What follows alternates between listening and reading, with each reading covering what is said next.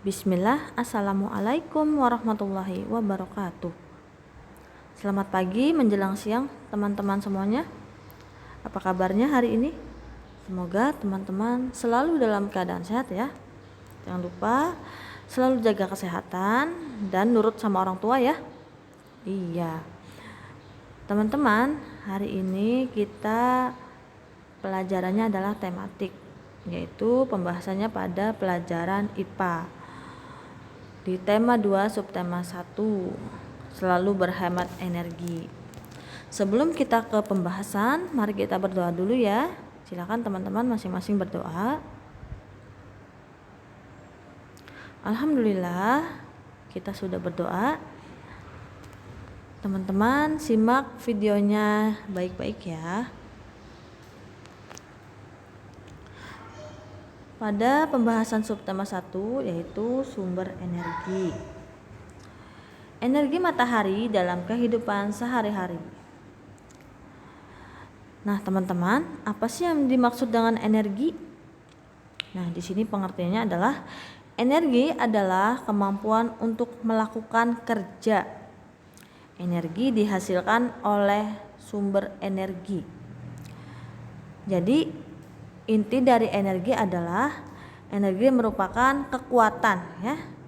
Nah, lebih singkatnya adalah energi adalah kekuatan.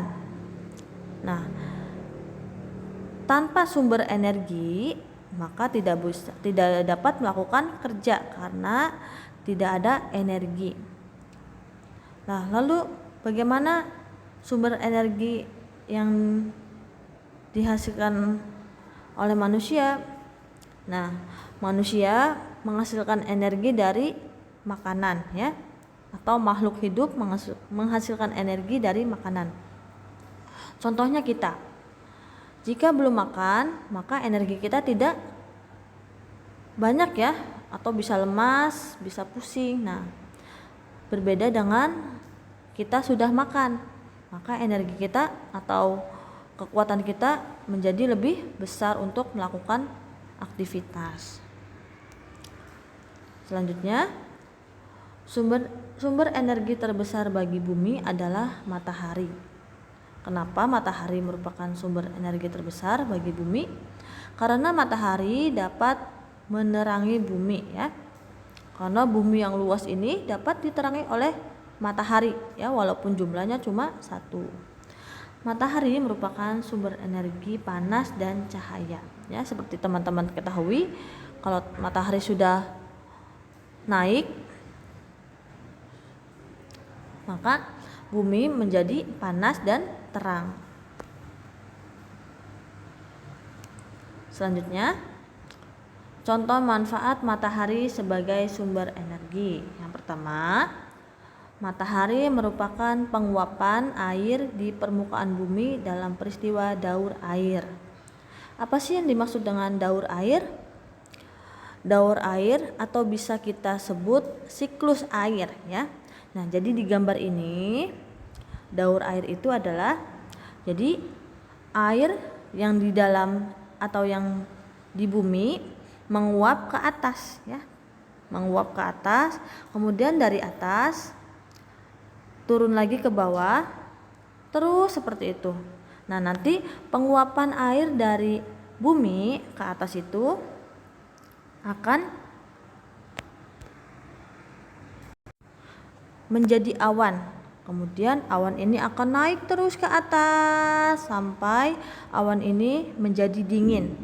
Nah, setelah awan berkumpul dan dingin, maka akan turun butiran-butiran air atau bisa kita sebut hujan. Nah, nanti hujannya ini turun ke bumi, kemudian dari bumi air diserap ke tanah ya. Dan diserap ke tanah, kemudian atau mengalir ke sungai, ke laut. Nah, dari laut menguap lagi ke atas terus seperti itu. Nah, itu yang dimaksud dengan daur air.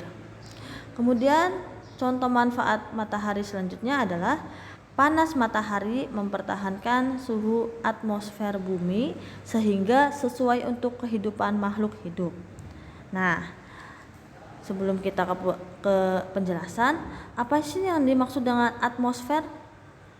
Nah, atmosfer itu artinya atau adalah pelindung yang ada di planet ya, atau di bumi kita. Pelindung yang ada di bumi. Jadi pelindung yang ada di bumi itu terdiri dari gas atau atmosfer. Tanpa atmosfer, maka suhu di bumi menjadi sangat dingin. Nah, itu manfaatnya atmosfer adalah untuk mempertahankan suhu di bumi sehingga sesuai untuk kehidupan makhluk hidup. Jadi tidak terlalu dingin, tidak terlalu panas, sedang-sedang saja ya, sesuai dengan suhu makhluk hidup di bumi. Selanjutnya, panas matahari dapat mengeringkan pakaian dan bahan makanan. Nah, di sini contohnya ikan asin ya, teman-teman. Panas matahari dapat mengeringkan ikan asin. Tentu saja dijemurnya ikan asin ini pada siang hari ya. Kalau malam hari itu tidak akan kering ya, karena matahari sudah terbenam. Selanjutnya, cahaya matahari dapat menerangi permukaan bumi. Seperti kita ketahui bahwa matahari itu terang ya, terang panas, tentunya dapat menerangi permukaan bumi. Kemudian cahaya matahari dimanfaatkan tumbuhan untuk proses fotosintesis. Apa itu proses fotosintesis? Proses fotosintesis adalah pembuatan makanan oleh tumbuhan yang dibantu cahaya matahari. Nah, jadi tumbuhan ini bisa membuat makanan sendiri yang dibantu cahaya matahari ya. Makanya berbeda, tumbuhan yang ada cahaya matahari dan tidak ada cahaya matahari itu berbeda ya. Yaitu lebih cepat tumbuh saat terkena cahaya matahari atau lebih lambat tumbuh saat tidak terkena matahari. Selanjutnya, cahaya matahari dapat digunakan sebagai sumber energi. Energi matahari dapat diubah menjadi energi listrik menggunakan panel surya. Nah, ini teman-teman ya, contohnya panel surya. Bisa kita lihat panel surya biasanya ada di lampu merah ya. Biasanya di lampu merah ini panel surya ini ada di atasnya. Nah, ini panel surya. Jadi cahaya matahari masuk ke panel surya. Nah, nanti dari panel surya, panas matahari atau cahaya mataharinya diproses menggunakan alat-alat tertentu, maka akan menghasilkan sumber energi listrik. Jadi walaupun tidak ada listrik atau mati listrik, dengan panel surya ini bisa menggunakan listrik yang mati di rumah atau di perusahaan tertentu ya. Selanjutnya, perubahan energi angin. Nah, teman-teman tahu ya angin ya? Angin merupakan udara yang bergerak. Biasanya digerakkan oleh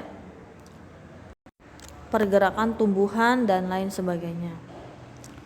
Energi angin memiliki banyak manfaat bagi manusia. Salah satunya sebagai sumber energi bagi pembangkit tenaga listrik, yaitu energi gerak menjadi energi listrik. Nah, teman-teman lihat di sini gambar kincir angin ya. Bahwa kincir angin ini ketika ada angin lewat, maka kincir ini akan berputar. Nah, dari perputaran ini maka akan menghasilkan listrik yang dapat disalurkan ke rumah-rumah warga atau ke perusahaan tertentu yang menggunakan kincir angin ini. Nah, baik teman-teman, alhamdulillah pembahasan kita cukup sampai di sini. Jika ada pertanyaan yang ingin teman-teman ajukan, langsung saja ke grup diskusi ya. Semoga Allah Subhanahu wa taala memudahkan kita semua dalam belajar. Teman-teman tetap semangat ya, selalu jaga kesehatan. Kita akhiri pembelajaran hari ini dengan membaca hamdalah bersama-sama. Alhamdulillahirabbil alamin. Tetap semangat teman-teman. Barakallahu fikum. Jazakumullahu khairan. Wassalamualaikum warahmatullahi wabarakatuh.